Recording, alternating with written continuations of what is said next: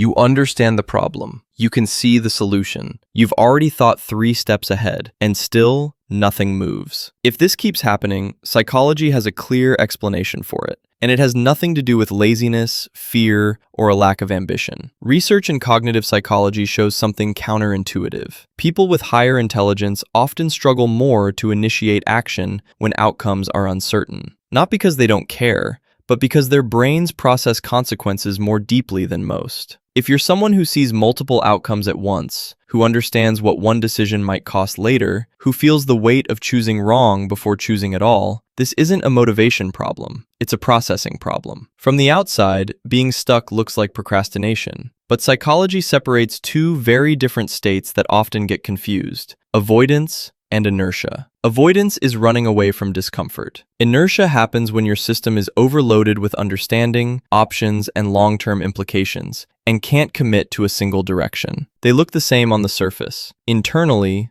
they're not. People who are smart but stuck usually aren't avoiding action. They're stuck in evaluation mode. Researchers who study decision-making under uncertainty have found that highly analytical minds simulate outcomes more intensely than average. They don't just ask, "Will this work?" They ask, "What happens if it works? What does it lock me into? What does it close off?" That kind of deep forecasting activates the brain systems designed to prevent mistakes, helpful for strategy, terrible for momentum. In simple terms, your brain is trying to eliminate regret before it ever exists. Most people act first and adjust later. They learn through motion. But intelligent minds often want clarity before movement. They wait for internal alignment, for a decision that makes sense not just now, but several steps ahead. So instead of choosing something, they wait for the right thing. And the longer that internal simulation runs, the heavier action feels. Not because you're incapable, but because your system is optimized for accuracy, not speed. Being smart but stuck can be a temporary pause for integration.